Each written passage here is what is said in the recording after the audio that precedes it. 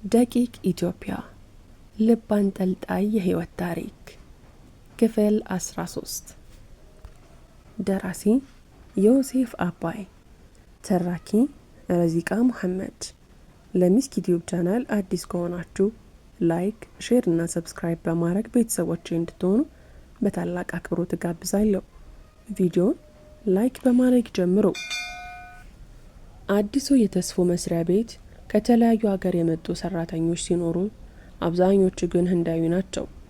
ከአየር ማረፊያው የተቀበለው ሹፌር አካባቢ ያሉ ህንዳውያን ይበዛሉ።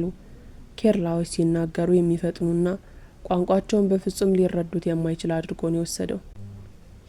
ብዙዎቹ የድርጅቱ ሰራተኞች ከሀገራቸው ሰው ጋር ጓደኝነት ስለሚመርጡ ለተስፎ በተለይ ጓደኝነት የሚቀርበው የስራ ባልደረባ አልነበረም። ከአይን ሰላምታና ለስራ ከሚደረጉ ንግግሮች ውጪ ከሰራተኞቹ ጋር ተስፎ ይበልጥ መቀራረብ አልቻለም።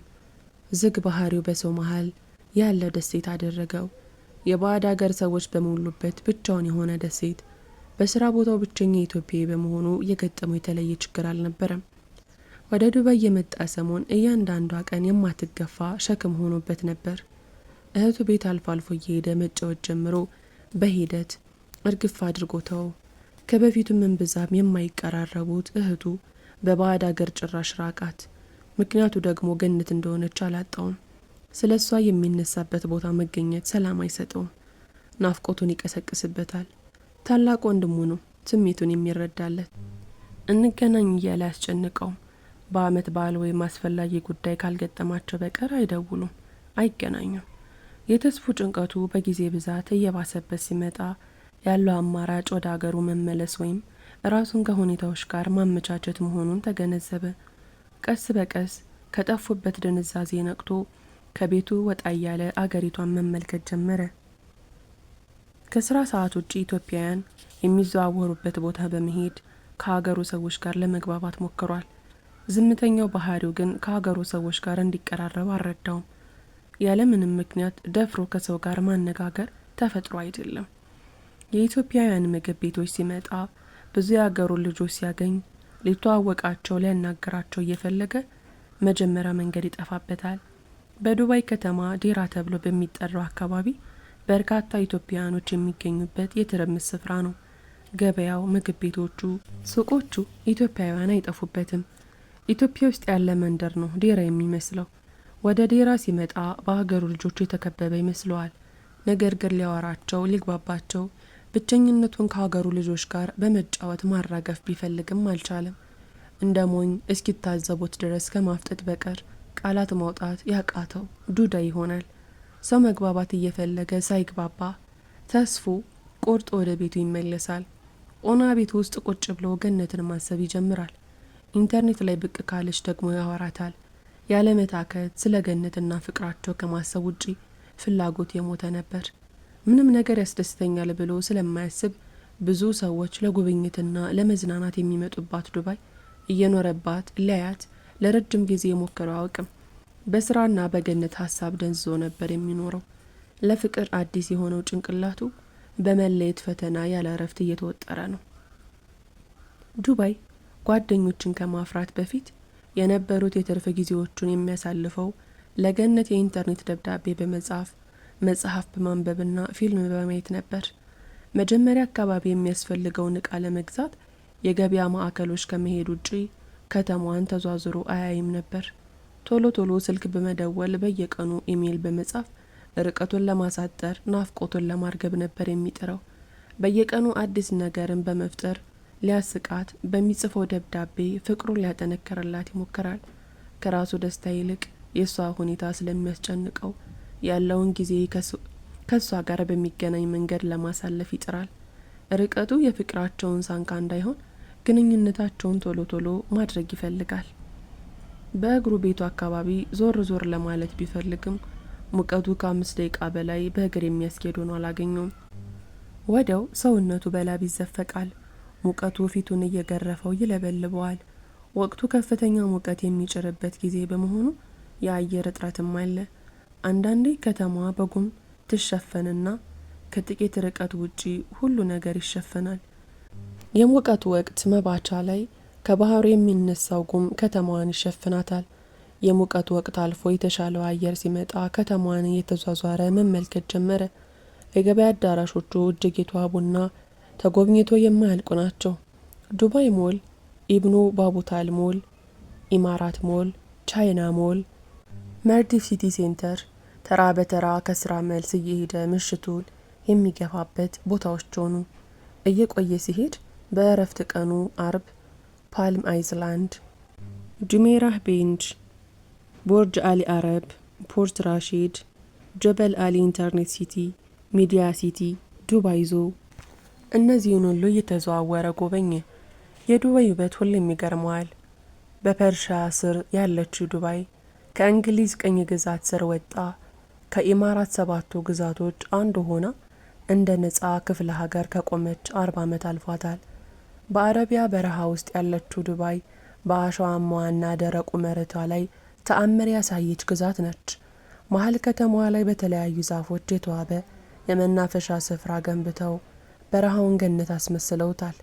ምንም አይነት የተፈጥሮ ወንዝ ባይኖራትም ከከተማዋ ሰሜን ምስራቅ ወደ ደቡብ ምስራቅ አካሎ የሚፈስ ዱባይ ግሪክ የተባለ ሰው ሰራሽ ወንዝ አለ።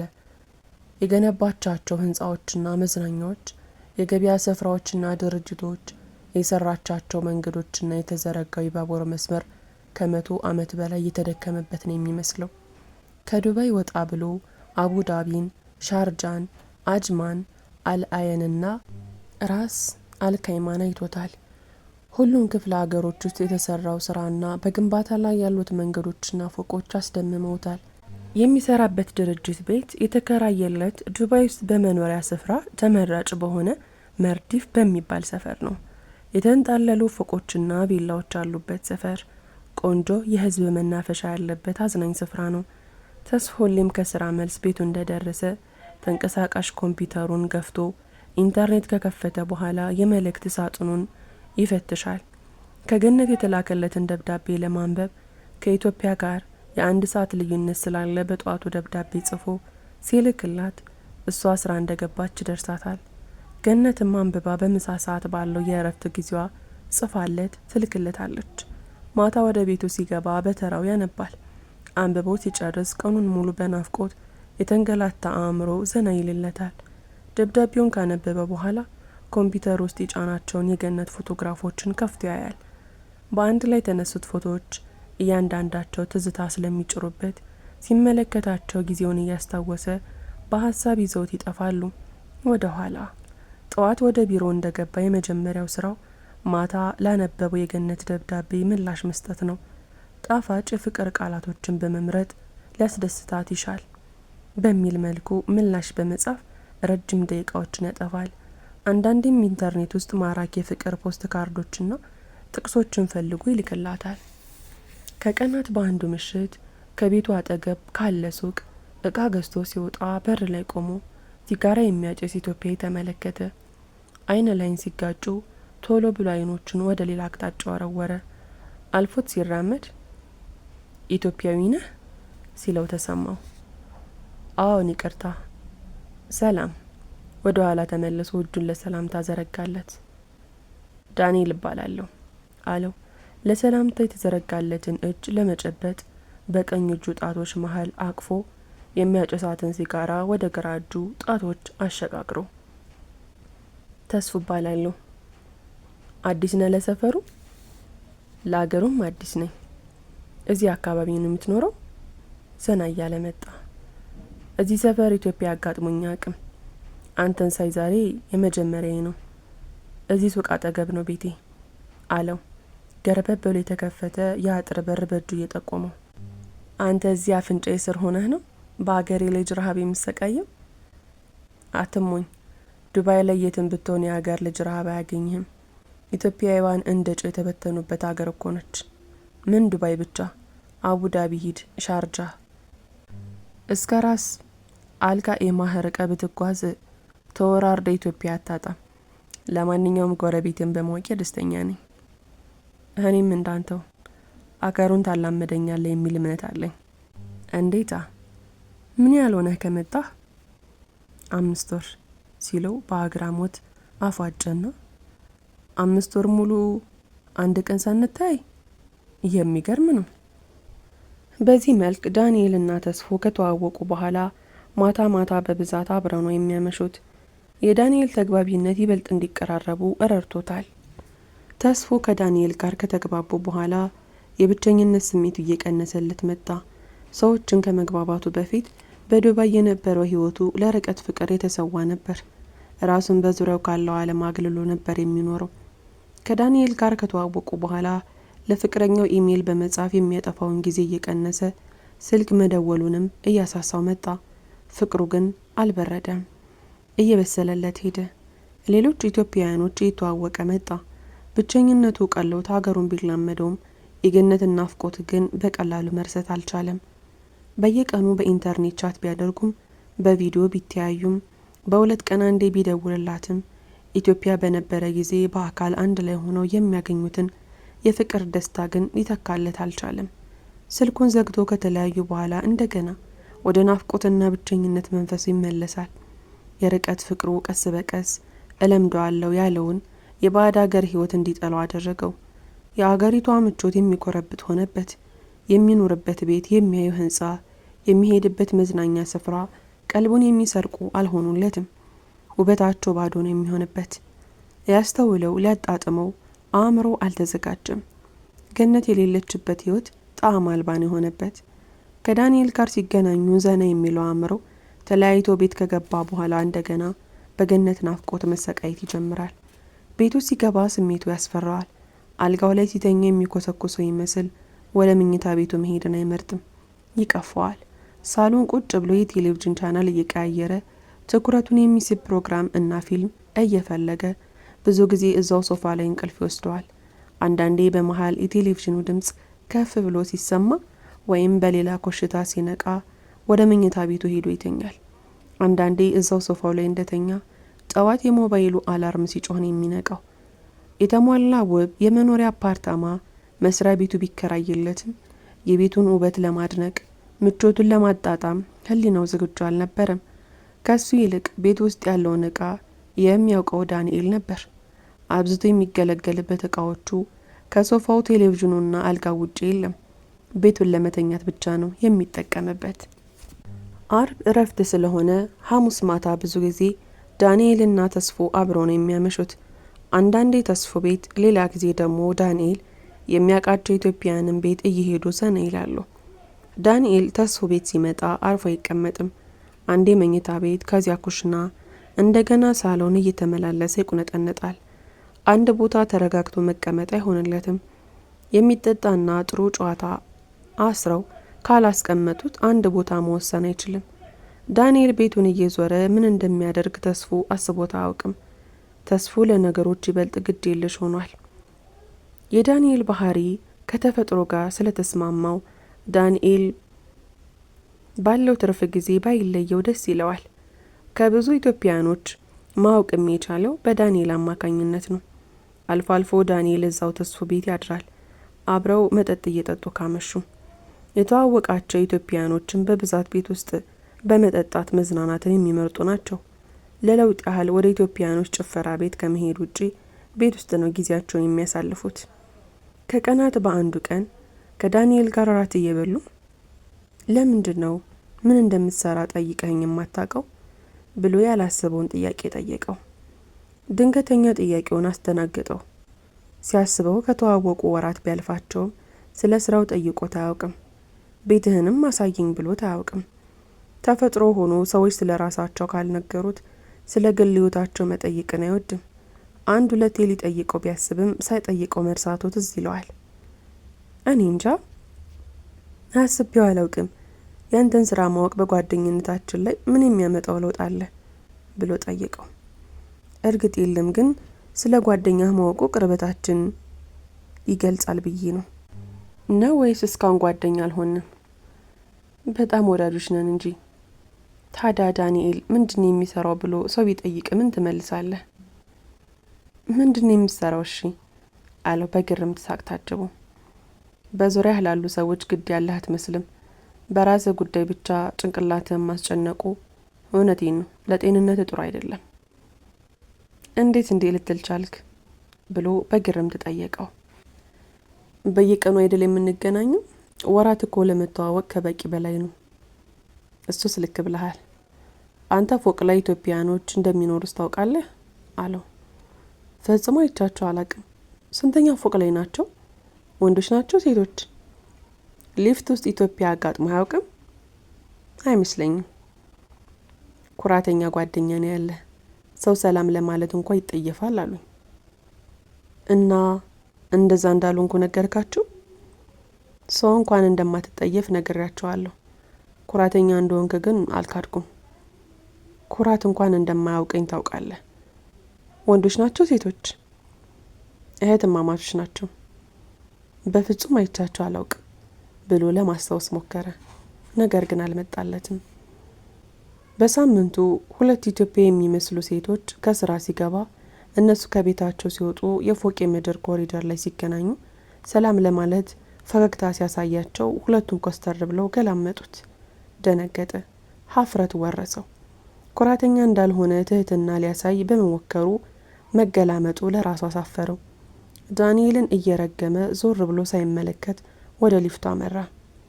አንድ ሐሙስ ማታ ተስፎ ከስራ እንደገባ ቀጥታ ወደ መኝታ ቤቱ ሲያመራ ከሳሎን የሚመጣ ድምጽ ሰምቶ ተመለሰ። ሁሌም ከስራ መልስ ወደ መኝታ ቤቱ የመሄድ ልምድ አለው። ዳንኤል ቁጭ ብሎ ቴሌቪዥን እያየ ነው። ሐሙስ መሆኑን ረስቶታል። ከሐሙስ ውጪ ዳንኤል ተስፉ በሌለበት ቤቱ አይገባም። ጠረጴዛው ላይ ጠርሙስ ተቀምጧል። ከየት አመጣኸው ብሎ ጠየቀው በግርምት። ሰላምታ አይቀድምም ተስፍሽ አለው በአጭሩ ያልተቆረጠውን ጢሙን እየጎተተ። ቀን በስልክ ተገናኝተናል ብዬ ነው። ከየት የመጣ ነው ይሄ? ከየት ይመጣል ብለህ ነው? እዚሁ አንተ ቤት የነበረ ነው ሲለው ትቶት ወደ መኝታ ቤቱ ሄደ።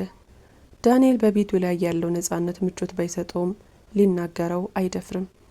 የሚደብቅ ሚስጥር የሆነ ቤቱ ስላለ መናገሩ ጥቅም የለውም ብሎ ያስባል። በዚህ ምክንያት እንዲቀየመውና ጓደኝነታቸው እንዲሻክርም አይፈልግም። ገላውን ታጥቦ ልብስ ቀይሮ ሲመለስ ዳንኤል ቴሌቪዥኑ ላይ እንዳፈጠጠ ነው። ምን የሚስብ ፕሮግራም አግኝተ ነው አይንህ ሊነቀል ያለው? አልጀዚራ ላይ ስለ ዶክተር ሀምሊን የፊስቱላ ሆስፒታል ፕሮግራም እያቀረቡ ነው። ከዚህ በፊት አቅርበውት የለ? ምን አዲስ ነገር ተገኝቶ ነው አሁን የሚደግሙት? እኔ አላየሁትም። ደግሞት የሆነውን አላቅም። ግን ለምንድን ነው እኛ ኢትዮጵያን እንዲህ ባዕድ የሆኑ ሰዎች ሲሰሩልን እርስ በራሳችን የማንረዳዳው ብሎ በግርም ተጠየቀው። እንደዚህ ማለት እንኳን አይቻልም። እንደ አበበሽ ጎበና፣ ሲስተር ዘቢደር፣ መቄዶንያ የመሳሰሉ በጎ አድራጎቶችም እኮ አሉ።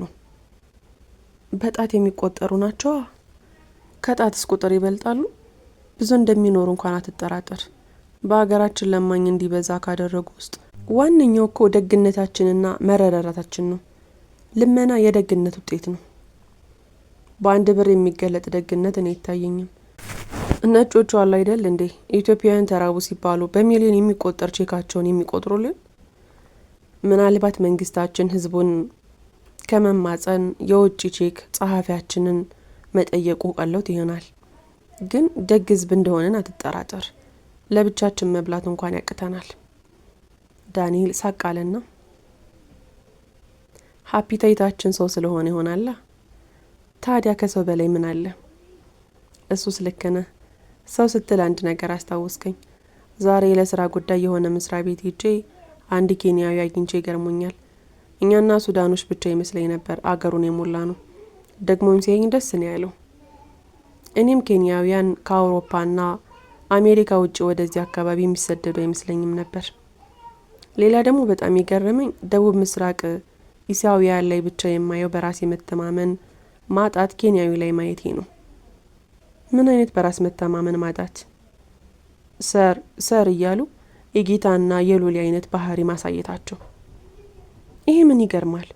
ሁሉም እኮ የአንድ ቀኝ ገዥ ሀገር ውጤቶች ናቸው። የነጻነትና በቅኛ ለመገዛትን ጥቅም የሚታወቀው እንዲህ ባሉ አጋጣሚዎች ነው። ኩሩ ኢትዮጵያዊ የሚባለው የባዶ ነገር ውጤት መሰለ። እድሜ ለአያቶቻችን ደምና አጥንት ድሀ ብንሆንም አስመሳይና አጎብዳጅ አላደረጉንም ሲለው ዳንኤል ግራ ክንዱን ወረወረ። መፈክር ሲሰማ እንደሚደረገው። እኔ ምለው ለምንድን ነው ግን የሃይማኖት ነገር የማይዋጥልህ አለው።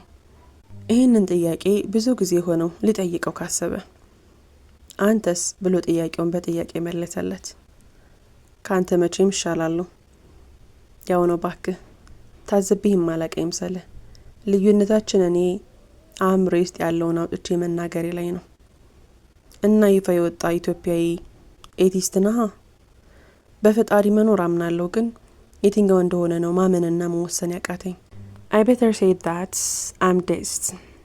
ግን ለምን ስለ ሃይማኖት ጠየቀኝ ብሎ በግርምት ጠየቀው። አይ ብዙ የምታነባቸውና የምሰማቸው ሙዚቃዎች ወደ ሃይማኖታዊ ጥያቄ ስለሚያመሩ ነው። ማስለፍለፍህን ትተህ ታምራት ቤት እንሂድ ብሎ በቁሙ የቀዳውን ጠጣ። ከቤት ወጣው የመኪናውን ሞተር እያንቀሳቀሰ ደሞ እስኪ ከሲሳይ ጋር ልንዳረቅ ነው አለ ዳንኤል። የማይገባኝ የሁለታችሁ ሰርክ መጨቃጨቅ ነው። ምንድነው ግን የማይስማማችሁ? መቼም የሆነ ነገር በመሃላችሁ መኖር አለበት። እሰይ ጎሽ፣ አንዳንዴ እንዲህ ስለ ጓደኛ ስትጠየቅ ደስ ይላል ሲለው ተስፉ ዝም አለው። አባ ግድ የለሽ ሲለው እንደፈለገ ገብቶታል። የሰው ልጅ ሆን ብሎ መጥፎ ነገር ያደርጋል ብዬ አላስብም፣ ግን ሲሳይ ለኔ መጥፎ የሚባል ሰው ሆኖ ነው ያገኘሁት። በእህቶቻችን እንባ ደምና ላብ ለመክበር የሚፈልግ ሰው ነው። ሲሳይ መጥፎ ነገር ማድረግ የሚያስደስተው ሰው ነው። እንዴት? የዳንኤል ጠንካራ አነጋገር ከምን እንደመነጨ ለማወቅ ጓጓ። ሰዎች መጥፎ ሲደርስባቸው የሚደሰት መስሎ ነው የሚታየኝ። አብራሩ አልገባኝም። ኮስተር ብሎ እሱ ያመጣቸው የሰው ቤት ሰራተኞች የተላከላቸውን ፖስታ ቀዶ ካነበበ በኋላ ነው የሚሰጣቸው። ቅቤ በርበሬና ሽሮ ሲላክላቸው አንዳንዴ አይሰጣቸውም፣ አንዳንዴ ቀንሶ ነው የሚሰጣቸው። ብር ወደ ኢትዮጵያ ላክልን ብለው ሲሰጡት አይልክም፣ ለራሱ ያስቀረዋል። ይህን ያህል? አዎ ይህን ያህል፣ ከዛም በላይ። እውነት መሆኑን በምን አወቅ? አለው በግርም ተመስጦ። የደረሰባቸው ሰዎች ነግረውኝ፣ እያንዳንዱን ወሬ ደጋግሞ ሌሎች ሰዎች የሰሙትን ነገሩኝ። በጣም ይገርማል። ይህም ባህሪውን ታምራት ያውቃል? እኔ እንጃ፣ የሚያውቅ ግን አይመስለኝም። ጆሮ ለባለቤቱ ባዳ ነው ይባል የለ? በራሱ ላይ የደረሰ ጊዜ አንቅሮ እንደሚተፋው አልጠራጠርም። ለታምራት ልትነግረው አልሞከርክም? ለምን ብዬ፣ በሆነ ጊዜ ራሱ ይድረስበት አለው በግድ የለሽነት ትከሻውን በመስበቅ። ለእኔ ለምን ነገርከኝ ታዲያ? አንተ ለነገሮች ግድ ስለሌለ እኔ ነገርኩ ብሎ የማሾፍ ሳቅ እየሳቀ መለሰለት። ቁም ነገር፣ ለእኔ እንዴት ልትነግረኝ ቻልክ? መቼም ከኔ በፊት ታምራትን የምታውቀው። ቀድመው ያወቅከውን ሁሉ እኮ አብልጣ አትቀርበውም። ደግሞም አትንገር ብዬ በነገረው አትንገር ብሎ ነገር የሚለው ተረት አንተ ጋር ስለማይሰራ ነው። ለአንተ ብነግርህም ካንተ እንደማያልፍ አልጠራጠርም። ራሱ ሲሳይን ክፋቱን እንዲያውቅ ባገኘሁት አጋጣሚ እስነቱን አስተውሰዋለሁ እንጂ ለሌላ ሰው ስለ ሲሳይ ማውራቱ ምንም ጥቅም የለውም። ሌላስ? ሲሳይ ምን አደረገ? ስሜን ሊያጠፋ እንደሚሞክር አውቃለሁ። ምን ብሎ? ሴት አውል ነው እያለ። ተስፉ እየሳቀ፣ አይደለውም ልትል ነው ታዲያ? የተጨበጨበልህ ሴት አውል እኮ ነህ ዳኒ። እኔ ሴት አውል አይደለሁም፣ እንደዛ አትበለኝ። ራሴን የማስበው የሚፈልጋትን ሴት እየፈለገ ያለ ሰው አድርጌ ነው። ሴት አውል በሆን ኖሮ የበፊቷን ጓደኛዬን ወደድኳት ጊዜ መቼ ወስን ነበር። ምን መሰለህ፣ አንዳንድ የሆነች ልጅ ታይና የምትሆነ ይመስልሃል፣ የወደድካት ይመስልሃል፣ ትቀርባታለህ። እሷን ይበልጥ ማወቅ ስትጀምር የወደድካት ቢመስልህም አብራችሁ መዛለቅ እንደማትችሉ ይገባህና ትለያታለህ። እኔም የእድል ጉዳይ ሆኖ መስሎኝ ቀርቢያቸው እንዳሰብኩት ያልሆኑ ሴቶች ስለበዙ ነው ሴት አውል የሆንኩት እንጂ አመል ሆኖብኝ አይደለም አለው ተስፉ። አባባሉ ግን አልተዋጠለትም። ይሆንልህ፣ እናም ስምን ስለሚያጠፋ አንተ ደግሞ ባገኘው ቁጥር በትረባና በነገር ሰላሙን ተነሷለህ ማለት ነው ብሎ ጠየቀው። እኔ ማድረግ የምችለውን ያንን ብቻ ስለሆነ ነው። የኦሪት ሳይሆን የሐዲስ ልጅ ነኝ። በይቅር ባይነት አምናለሁ። ላስተምረው እንጂ ልቀጣው አልፈልግም። ሁሉን ነገር መተው ጥሩ ነው፣ ግን ባገኘው ቁጥር በነገር ባተነኩሰው ይበጃል። ጥቅም ያለው አይመስለኝም። ኤድመንድ በርክ ክፋትን ማሸነፊያ ብቸኛ መንገድ ንቆ መተው ነው ብሏል። ኒቼ ደግሞ ክፋት ከደካማነት የሚመነጭ ነው ይላል። እንደ ሲሳይ አይነት ባህሪ ያለው ሰው በተገኘ ቁጥር በቃላት መጠቅጠቅ አለበት። ተቀጥቅጦ ክፋቱ ሊታይ ይገባል። ድክመቱ ሊገለጽለት ይገባል። ስራው የሚገለጽለት ሲነገረው ነው። ዝም ሲባል ስራው ትክክለኛ የሆነ ሊመስሉ ይችላል። ሊማር ይገባል አለ ጠንከር ብሎ። ተስፎ የዳንኤል ምሬት ውስጥ የሲሳይ ስብዕና በትንሹም ስለታየው ይገርማል። ሲሳይን በዚህ መልኩ አላቀውም ነበር እስካሁን። ከሳቅ ጨዋታ ውጪ ሰዎችን የሚጎዳ አይመስልም። ውድና የተከበራችሁ የሚስኪ ቲዩብ ቻናል ተከታታዮቼ ክፍል 14 ይቀጥላል። ታሪኩን ከወደዳችሁት ላይክ፣ ሼር፣ ሰብስክራይብ ማድረጋችሁን እንዳትረሱ። በቀጣዩ ክፍል እስከምንገናኝ ድረስ በያላችሁበት ቀንና ሌላችሁ ሸጋ ይሁንልኝ።